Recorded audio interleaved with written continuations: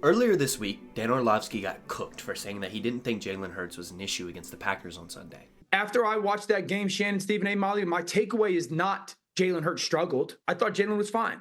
My takeaway is nobody was open. Now, as much as I think Dan Orlovsky is inconsistent, I think he's right.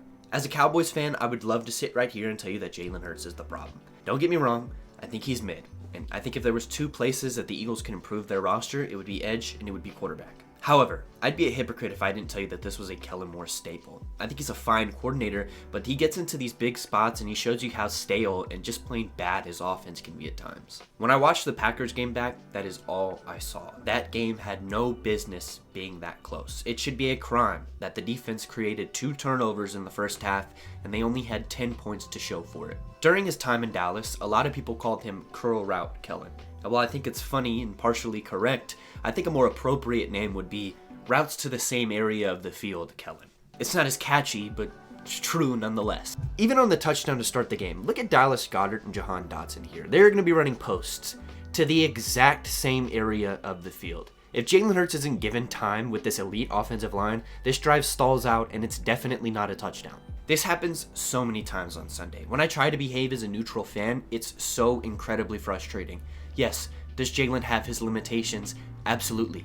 Why are we making his life more difficult? Plain and simple, there is not a lot of places to go with a lot of these play calls. This is a problem that has persisted in Dallas. A couple years ago when Dak had that outlier of an interception season, I remember a game against these Packers where he throws an interception because over the middle of the field, Jake Ferguson and CeeDee Lamb are in the exact same area. If you're gonna have 2 routes in the same area, it should be a concept, not 2 sit-downs in the exact same soft spot of the zone. A dig behind one of these curls would be fantastic. Late in the first, he draws this double out route concept. I think it's a fine play call if the receivers aren't lined up right next to each other. Even if Hertz doesn't get pressured on this play and he reads the leverage of the safety right and hits Devontae Smith, the corner can practically play both of these routes with how close they are to each other. It's also an issue that your star receiver isn't even a factor in a game like this. As much as fans think AJ Brown is a diva, it's an issue that your star receiver, your all-pro receiver, one of the best receivers in the league, has 3 targets for 1 reception and 10 yards. That, without a doubt, is a scheming and a game plan issue. AJ needs more targets, plain and simple. Now, I don't want to make this all sunshine and rainbows for Jaylen Herz because plain and simple, he was not good on Sunday. He was missing reads, he was missing throws, and he was really panicked under pressure. That's an issue. Here's an example from the second quarter. The Eagles are going to motion over Devontae Smith. The Packers are in man here. All Jaylen has to do is pick his matchup and go to it. Saquon Barkley is one-on-one on the bottom of the screen with a linebacker. If he steps up here, Saquon beats him over the top with no safety help, and that's a touchdown. Instead, Jaylen creates his own pressure when it's not there, rolls out right, and throws it away, sets up a 3rd and long, which ends up getting stalled, and the Eagles have to take a field goal. That's honestly why I'm a little worried about the Eagles against the Rams next week. This is a Packers team that doesn't really rush the passer well, and yet Jaylen was sped up quite a bit in that game, and that offense looked considerably worse because of it. They're going up against a Rams team next week that can rush the passer. They can get after Hertz consistently. You saw how they just did Sam Darnold. They feast on quarterbacks that don't handle pressure well. A lot of times you'll hear people talk about coaching as the hidden advantage in playoff games. When teams are that good and the talent level disparity is that small, it's going to come down to the X's and O's. The Rams have that advantage against practically every team. Sean McVay is one of the best coaches in the league. I think he's one of the best coaches of all time. The Rams definitely have that coaching advantage against the Eagles. I just think it's a bad matchup. Now the good news for the Eagles is that they played earlier and the Eagles stomped them because the Rams could not stop the run. However, I think knowing Sean McVay and knowing that defense and knowing how he operates, they're going to come in with a better game plan to stop the run.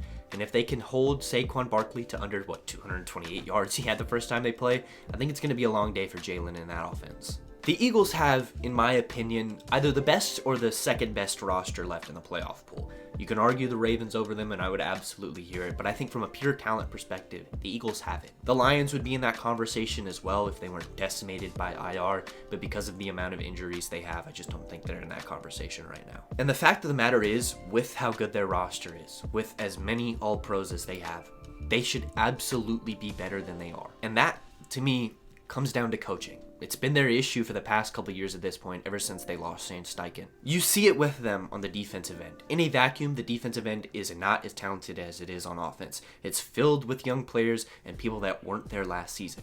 Yet, with Vic Fangio. They have them playing at an elite level, like one of the best defenses in the league. Just look at a guy like Zach Bond. Before he came to the Eagles, he was an all-right player. Now he's in Philly playing off-ball linebacker, and he's an all-pro.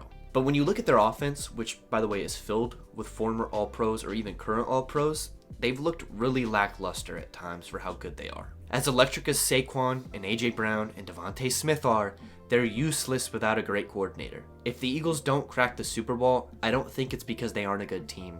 I think it's just because they're not that well coached. I think the Eagles are a great team, and I think they can win a Super Bowl. It's just going to come down to the X's and O's at the end of the day. So yeah, those are my thoughts on the Philadelphia Eagles. Fuck them, by the way. If you made it this far, thank you so much for watching. Your attention and support means so much for me. I read a lot of the comments on the Anthony Richardson video from a couple days ago, and they were awesome. A lot of people telling me that I'm up next, or that they're here before I blow up, which is touching and awesome, and I may or may not have cried a few times. Thank you for your support during a time where a lot of the stuff I did on TikTok feels useless. Like, I did it for no reason, right? I worked so hard on that over the past couple months, and with that app's fate being in the balance, it's almost felt like it was for nothing. But hopefully my time on here isn't in void, and hopefully I can build somewhat of a platform to talk about sports with you guys on here. If you watched this far, I'm assuming you enjoyed, so leave a like rating if that's the case. Subscribe if you guys are new.